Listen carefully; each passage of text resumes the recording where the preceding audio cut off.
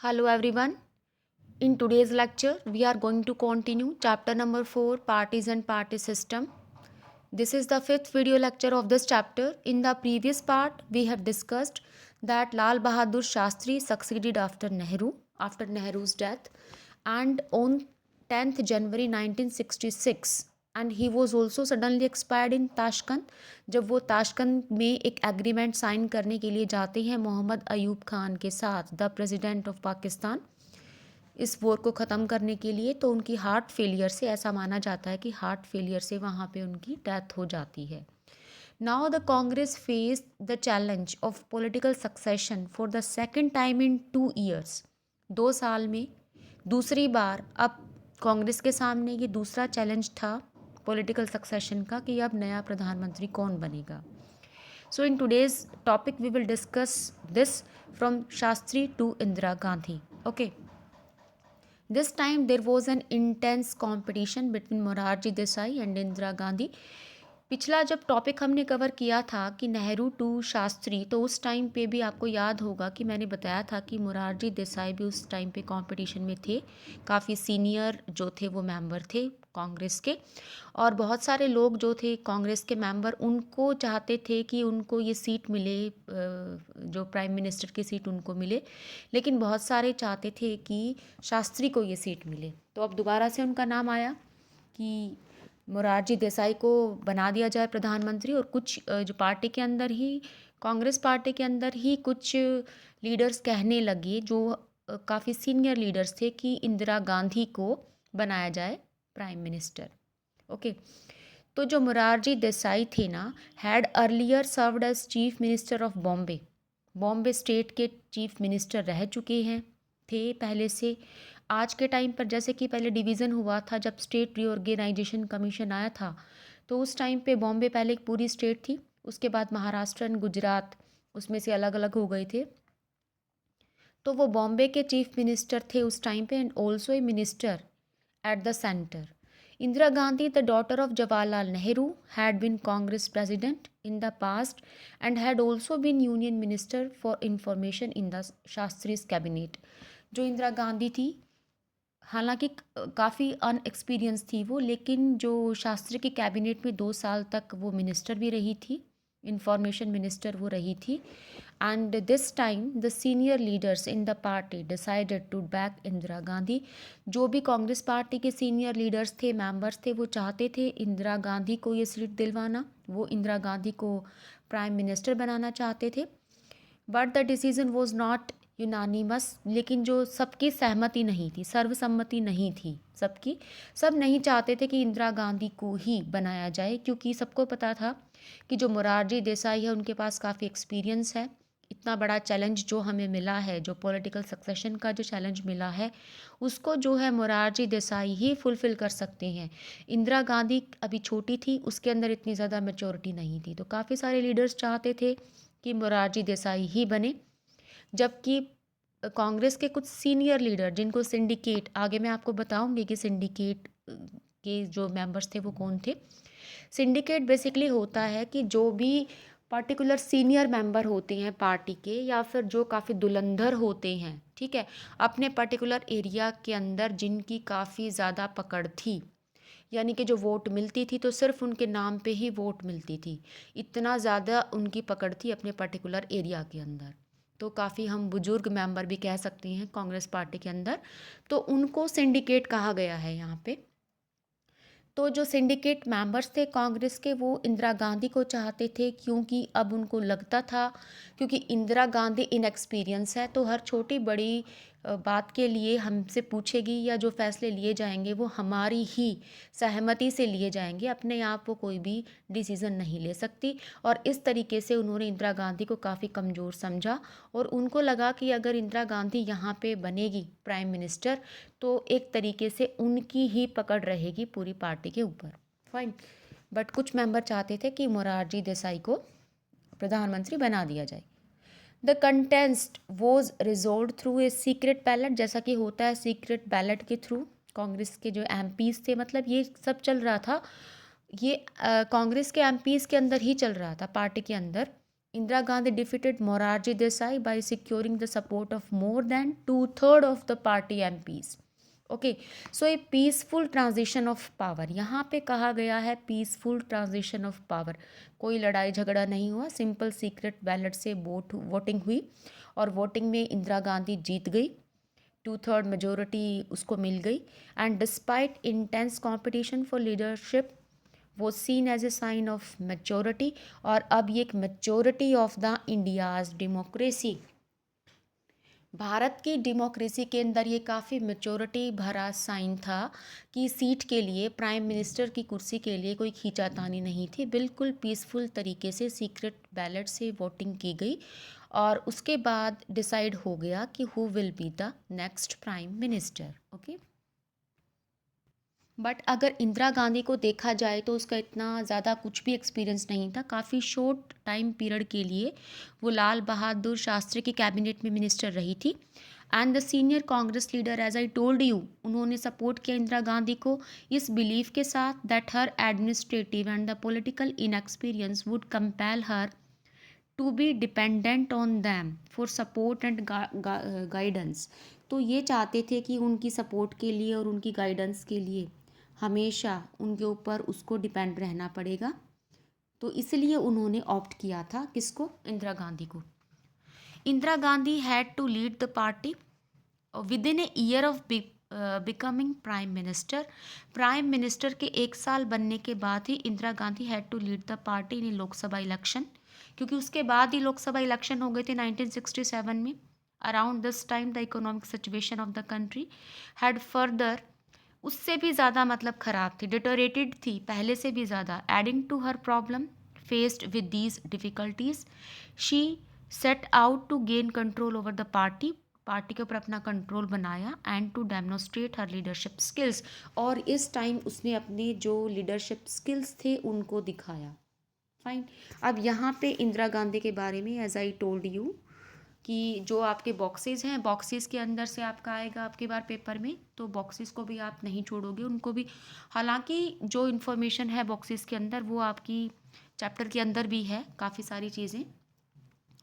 अब यहाँ पे आपको इंदिरा गांधी का टाइम पीरियड बताया गया है, प्राइम मिनिस्टर रही भारत में 1966 से 1977 तक एंड इन 80 से लेकर 84 again, daughter of Jawaharlal Nehru, participated in the freedom struggle as a young Congress worker, Congress president रही थी 1958 में, minister in the Shastri cabinet from 1964 to 66। ये कॉमन सी चीज़ें हैं जो आपको पढ़नी है यहाँ पे रिलेटेड टू इंदिरा गांधी। और जनरल इलेक्शन में काफ़ी अच्छा परफॉर्म किया था उन्होंने, क्रेडिटेड विद द स्लोगन। अब ये इम्पोर्टेंट है, उन्होंने कौन सा स्लोगन दिया था, उन्होंने स्लोगन दिया था गरीबी हटाओ, ठीक है, ये स्लोगन आपको बिल्कुल रट लेना है। Victory in 1971 war and for policy initiatives like abolition of privacy पर्सेज, ये आपको मैं बताऊंगी कि क्या था ये। उसके बाद नेशनलाइजेशन ऑफ बैंक उन्होंने किया था। न्यूक्लियर टेस्ट, जो फर्स्ट न्यूक्लियर टेस्ट हुआ था वो इंदिरा गांधी के टाइम पे हुआ था राजस्थान पोखरान के अंदर, और जो सेकंड न्यूक्लियर टेस्ट हुआ था वो अटल बिहारी वाजपेयी के टाइम पे हुआ था। उसके बाद उनकी हत्या कर दी गई थी 31 अक्टूबर 1984 के अंदर। तो ये आपको यहाँ पे इंदिरा गांधी के बारे में अच्छे से पढ़ना है। फाइन, ओके, अब हम पढ़ेंगे fourth general election 1967, that are very much important election. 1967, 1952, 1957, 1962, ये 3 जनरल इलेक्शन हम पीछे पढ़ चुकी हैं जिनके अंदर पंडित जवाहरलाल नेहरू प्राइम मिनिस्टर रहे थे, और अब इलेक्शन होने हैं 1967 के। अभी जो नई 1 साल भी नहीं हुआ है इंदिरा गांधी को प्राइम मिनिस्टर बने हुए, क्योंकि जब जो 1962 के इलेक्शन थे जहाँ पे हमारे पंडित जवाहरलाल नेहरू जीते थे, उनकी डेथ के बाद 2 साल के लिए जो प्राइम मिनिस्टर बने थे वो लाल बहादुर शास्त्री, और फिर 1 साल बच गया था इलेक्शन होने में, तब बनाया गया था इंदिरा गांधी को। Fine, so the year 1967 is considered as a landmark year in India's political and the election history. जैसा कि चैप्टर नंबर 2 में हमने रीड किया था कि Congress party was dominated political force through out the country, state में भी कांग्रेस थी, सेंटर में भी कांग्रेस थी 1952 के बाद। तो ये जो ट्रेंड था ना वो to undergo sufficient changes with 1967 election. Fine. So contest of the election कैसे हुआ था? In the year leading up of the fourth general election, the country witnessed major changes. काफ़ी major changes country ने देखे थे। As we have discussed कि जो दो हमारे प्राइम मिनिस्टर हैं उनकी डेथ हो चुकी थी in a quick succession, and the new prime minister who was being seen as a political novice, जिसको मतलब पूरी तरीके से इन एक्सपीरियंस माना जाता था कि पॉलिटिकल की कोई नॉलेज ही नहीं है, had been an office for less than a year, उसको 1 साल से भी कम हुआ था ये पद संभाले हुए, और अब इलेक्शन होने जा रहे थे।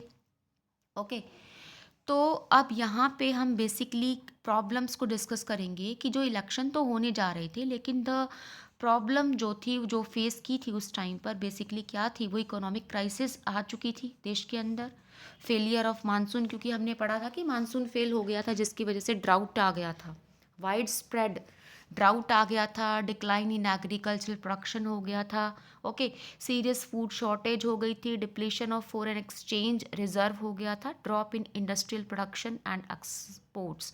तो इन सब चीज़ों के लिए काफ़ी प्रॉब्लम क्रिएट कर दी थी यहाँ पे इस इलेक्शन में, मतलब इतनी सारी प्रॉब्लम थी इन इलेक्शन के अंदर।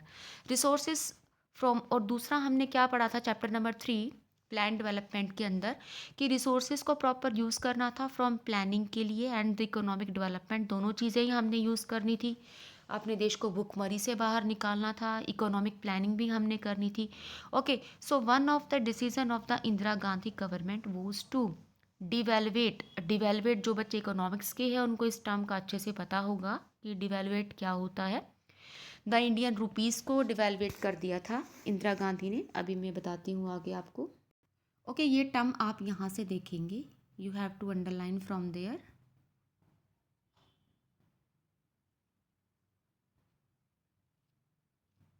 ठीक है, तो उन्होंने क्या कर दिया था, प्रेशर में, यूएस के प्रेशर में आकर क्या किया था इंदिरा गांधी ने कि जो वैल्यू थी ना उसकी वो इंक्रीज़ हो गई थी, राइट। जो इंडियन रुपीज़ थी उसकी वैल्यू कम हो गई थी, यानी कि पहले जब हम परचेज़ करते थे तो डॉलर को, यूएस डॉलर 5 रुपये से कम में भी हम उसको परचेज़ करते थे, लेकिन अब इसकी डिवेल्वेशन के बाद इसकी कॉस्ट हो गई थी 7 रुपये से भी ज़्यादा, जिससे महंगाई बहुत ज़्यादा बढ़ गई थी। ठीक है, बहुत ज़्यादा, एक तो पहले से इतनी ज़्यादा प्रॉब्लम भारत के अंदर थी, फेलियर ऑफ मानसून था, वाइड स्प्रेड ड्राउट था, ओके फूड शॉर्टेज थी, डिक्लाइन इन एग्रीकल्चरल प्रोडक्शन था, ये सब चीज़ें भारत के अंदर पहले से ही थी, गरीबी थी, भुखमरी थी, साथ के साथ अब इस तरीके से ये स्टेप ले लेना इंदिरा गांधी का जिससे महंगाई बहुत ज़्यादा बढ़ गई, and the people started protesting against increase the price of the essential commodities, food scarcity हो गई, ग्रोइंग अनएम्प्लॉयमेंट और भी ज़्यादा बढ़ गई, and overall economic condition in the country. ठीक है, पूरी तरीके से जो इकोनॉमिक कंडीशन थी ना देश के अंदर बहुत ज़्यादा बद से बदतर हो गई थी ये सब करने से। तो लोगों ने अब हड़ताल करनी शुरू कर दी, बंद लगाने शुरू कर दिए। Okay so hartals were called frequently across the country, the government so the protest as a law and order problem. अब गवर्नमेंट ने कहा कि भाई जो ये सब हो रहा है ना, ये जो डिवेल्यूशन हुई है रुपीज़ की जो हुई है, तो ये जो क्या है, डिवेल्युएट करना तो एक लॉ एंड ऑर्डर प्रोसीजर है। अगर महंगाई बढ़ रही है तो ये लॉ एंड ऑर्डर का मैटर है, उनकी प्रॉब्लम है, इसमें गवर्नमेंट कुछ नहीं कर सकती। जब उन्होंने ऐसी बात कही, गवर्नमेंट जब अगर ऐसी बात कहे तो उस टाइम पर जो लोगों की बिटरनेस थी, जो पब्लिक बिटरनेस थी, वो और भी ज़्यादा इंक्रीज हो गई। इस टाइम पर the communist and the socialist party, communist party CPI या फिर जो दूसरी कम्युनिस्ट पार्टी थी, यानी कि जो ये चाहते थे कि जितने भी रिसोर्सेज हैं सारे के सारे गवर्नमेंट के पास रहें, बेसिकली ये पुअर पीपल के फेवर में काम करते हैं ताकि पुअर पीपल को सारी फैसिलिटी मिले, कम्युनिस्ट पार्टी। और जो सोशलिस्ट पार्टी थी उन्होंने लॉन्च किए स्ट्रगल्स फॉर ग्रेटर इक्वलिटी, कि भाई जो इक्वलिटी होनी चाहिए, and you will read in the next chapter about how a group of the communist who separated from the Communist Party of India, Marxist, to form the communist party of India. जैसा कि मैंने आपको chapter के starting में जब political party का introduction आपको दिया था, तो उस टाइम पर आपको बताया था कि सीपीआई स्प्लिट होकर दूसरी पार्टी बन गई थी सीपीआईएम। ओके, कम्युनिस्ट पार्टी जो बन गई थी वो क्या बन गई थी, सीपीआईएम, यानी कि मार्क्सिस्ट, जो कि लेनिनिज्म को फॉलो करती थी। ठीक है।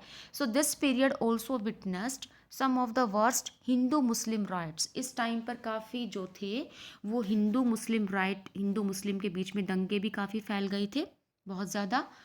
ये सब होने के बाद, महंगाई बढ़ने के बाद, हड़ताल होने के बाद, क्योंकि देखिए यहाँ पर जो अपोजिशन पार्टी वाले थे ना, उन्होंने भी आपस में हाथ मिला लिया था, और ये उनको सही मौका मिला था एक तरीके से, क्योंकि उससे पहले तो कांग्रेस, वो तो बिल्कुल आराम से बैठे थे कि भाई कांग्रेस पार्टी का ही डोमिनेंस रहना है। 3 लोकसभा इलेक्शन हो चुके हैं, अब इतनी बड़ी मेजोरिटी अगर कांग्रेस को मिल रही है तो तुम्हारी कहीं नहीं चलेगी। लेकिन जब पहली बार उन्होंने ये देखा कि कांग्रेस के अगेंस्ट में यहाँ के लोग जो हैं वो दंगे कर रहे हैं, हड़ताल कर रहे हैं, तो इन सब चीज़ों को, क्योंकि अपोजिशन तो हमेशा एक्टिव हो जाती है ना, जब एग्जिस्टिंग पॉलिटिकल पार्टी, जो भी गवर्नमेंट है, एग्जिस्टिंग गवर्नमेंट, अगर उससे थोड़ी सी भी गलती होती है तो जितनी भी हमारे अपोजिशन ग्रुप हैं वो एक्टिव हो जाते हैं। तो यही हुआ उस टाइम पे भी, जो भी हमारी अपोजिशन की जो पार्टी थी वो एक्टिव हो गई, और उन्होंने लोगों को सपोर्ट करना शुरू किया। क्या करने के लिए, कि भाई बड़े बड़े स्ट्रगल आप लॉन्च करो इक्वेलिटी के लिए। ठीक है। तो इन्हीं वजह से हिंदू मुस्लिम राइट भी आज़ादी, एक तो आज़ादी के टाइम पर हुए थे जब देश का पार्टीशन हुआ था, और इतने लंबे टाइम के बाद अब दोबारा से फिर से हिंदू मुस्लिम राइट जो थे वो काफ़ी एक्टिव हो गए थे। फाइन। तो नेक्स्ट टॉपिक है हमारा नॉन कांग्रेसिज्म। नॉन कांग्रेसिज्म की इरा आ गई, यानी कि बिल्कुल कांग्रेस चाहिए ही नहीं। ठीक है, अब ये डिस्कस करेंगे हम। नॉन कांग्रेसिज्म में हम क्या देखते हैं कि जो अपोजिशन पार्टी है ना, were in the forefront, बिल्कुल सामने थी, of organising public protest and pressurising the people, pressurising the government, दोनों को ही प्रेशराइज कर रहे थे। Parties opposed to the Congress realise that the division of their vote kept the Congress in power.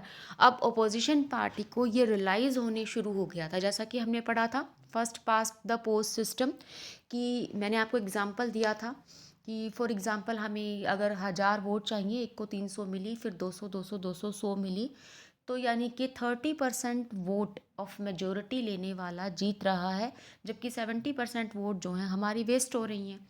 तो अब जाके अपोजिशन पार्टी को ये समझ में आया कि हमारी तो वोट जो हैं वो डिवाइड हो रही हैं। अगर हम एक यूनिटी बना लें और अगर हम एक हो जाएं तो कांग्रेस तो जीत ही नहीं सकती, राइट। उनको ये अब रियलाइज़ होने लग गया कि अगर कांग्रेस जीत रही है ना, तो हमारी वोट ऑफ डिवीज़न की वजह से ही जीत रही है। Okay, so they felt that the inexperienced of Indira Gandhi and the internal factionalism. मैंने बताया था आपको कि कांग्रेस के अंदर काफ़ी ज़्यादा फैक्शंस बने हुए थे, बहुत ज़्यादा फैक्शनलिज्म था कांग्रेस के अंदर।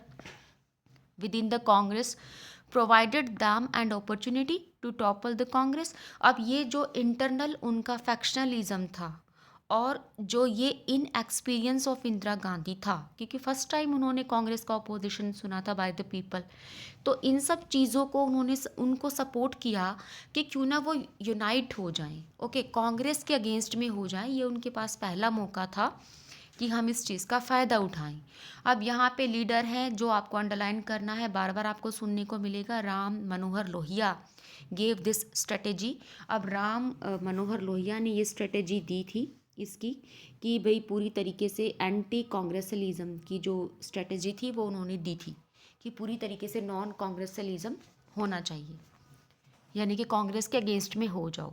He also produced a theoretical argument in its defence. Congress rule was undemocratic. अब उन्होंने अपने डिफेंस में एक स्टेटमेंट दी, ठीक है ना, एक स्टेटमेंट क्या दी कि कांग्रेस रूल वॉज अनडेमोक्रेटिक है and oppose to the interest of the ordinary poor people, जो पुअर पीपल है उनके इंटरेस्ट को अपोज करता है, उनको इंटरेस्ट को सपोर्ट नहीं करता. So that is why the coming together of the non Congress parties. अब ये टाइम आ गया है कि जितनी भी नॉन कांग्रेस पार्टी है ना, उनको कमिंग टुगेदर फॉर्मूला अडॉप्ट करना चाहिए, अपने आप ही इकट्ठे हो जाना चाहिए और एक बहुत बड़ा अलाइंस बनाना चाहिए, एंटी कांग्रेस अलाइंस, कांग्रेस के अगेंस्ट में. वो is necessary for reclaiming democracy for the people. और जो ये चीज़ है ना, ये अब समय की ज़रूरत बन चुकी है. अगर हमें डेमोक्रेसी को रिवाइव करना है, ठीक है, तो हमें कांग्रेस के डोमिनेंस को ख़त्म करना पड़ेगा. ऐसा राम मनोहर लोहिया ने स्टेटमेंट दी कि कांग्रेस जो है वो गरीब लोगों को बिल्कुल भी नहीं सुनती है, उनके इंटरेस्ट के लिए काम नहीं करती है और पूरी तरीके से जो कांग्रेस रूल है वो अनडेमोक्रेटिक रूल है. तो that is a good time कि we all the parties, non Congress party, we have to come together and form an alliance against the Congress party. ये उन्होंने डिसाइड किया. अब यहाँ पे देखिए बॉक्सेस दिए गए हैं, जैसे कि ये आपका पहले बॉक्स है, राम मनोहर लोहिया के बारे में आपको स्टडी करना है. सोशलिस्ट लीडर रही हैं एंड थिंकर रही हैं फ्रीडम फाइटर्स के टाइम पे. Among the founders of the Congress socialist party after the split of the parent party. Parent party कौन सी है कि जो स्टार्टिंग में बनी थी, the leader of the socialist party, and later को क्या बन गई थी, ये संयुक्ता सोशलिस्ट पार्टी बन गई थी, उसके मेंबर थे. उसके बाद लोकसभा में 1963 से 67 तक ये रही हैं.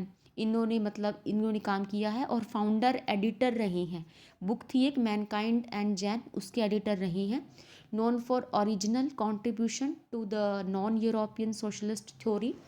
जो नॉन यूरोपियन सोशलिस्ट थ्योरी है उसमें काफ़ी इन्होंने कंट्रीब्यूशन दिया है, जो इस किताब में भी काफ़ी कुछ लिखा है इन्होंने. As political leader best known for the sharp attack on Nehru strategy. Nehru की जो स्ट्रेटजी थी ना अभी तक की, कि कांग्रेस के अंदर डिफरेंट फैक्शंस होने चाहिए ताकि आपस में लोग लड़ते झगड़ते रहें और घर का मुद्दा घर में ही सोल्व हो जाए, उसके ऊपर एक ज़बरदस्त अटैक इन्होंने किया था.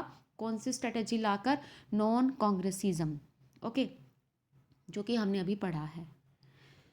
Advocacy of reservation and the backward caste and opposition of English. हमेशा से ही इंग्लिश को अपोज करते आए हैं और चाहते थे कि रिजर्वेशन होनी चाहिए बैकवर्ड क्लासेस के लिए. ये सब आपको राम मनोहर लोहिया के बारे में पढ़ना है. अब ऊपर एक दूसरा बॉक्स आपको दिया गया है, यहाँ से भी आप स्टडी कर लोगे. ये है सी नटराजन अन्नादुरई. सी नटराजन अन्नादुरई जो है चीफ मिनिस्टर ऑफ मद्रास रही हैं 1967 के बाद. एक जर्नलिस्ट, पॉपुलर राइटर रही हैं एंड ऑरेटर. ऑरेटर होते हैं पावरफुल वक्ता या जो बहुत अच्छे इम्प्रेसिव जो थे स्पीचेस दे. ठीक है, काफ़ी अच्छे पॉपुलर ऑरेटर रही हैं, राइटर भी रही हैं. Initially associated with the justice party in Madras. Madras में पहले जस्टिस पार्टी थी, उससे एसोसिएटेड थे मद्रास प्रोविंसेस में. And later joined Dravida. अब द्रविड़ कजागुम, इन्होंने ये पार्टी ज्वाइन करी थी बाद में कजागुम के नाम से. इन 1934 में फॉर्म्ड डीएमके. डीएमके फॉर्मर माने जाते हैं ये as a political party in the 1949. ये सब चीज़ें आपको बेसिकली इनके बारे में करनी है. ये भी जो थे हिंदी एजिटेशन किया इन्होंने हिंदी के अगेंस्ट में. जब भारत के कॉन्स्टिट्यूशन में ऐसा माना गया था ना कि भाई जो है एक राष्ट्रीय भाषा बना दिया जाए, ऑफिशियल लैंग्वेज बना दिया जाए, किसको? हिंदी को. तो काफ़ी साउथ के अंदर काफ़ी एजिटेशन हुआ था इसका, तो वो इनके पार्ट रहे थे. सी नटराजन भी ये अपोज किया था इन्होंने हिंदी को, कि एंटी हिंदी के अगेंस्ट इन्होंने काफ़ी नारे लगाए थे कि हम हिंदी को सपोर्ट नहीं करते. फाइन, तो ये सब चीज़ें आपको करनी है. That's all for today's lecture. Rest part of the chapter we will cover in the next lecture. So thank you for being with me.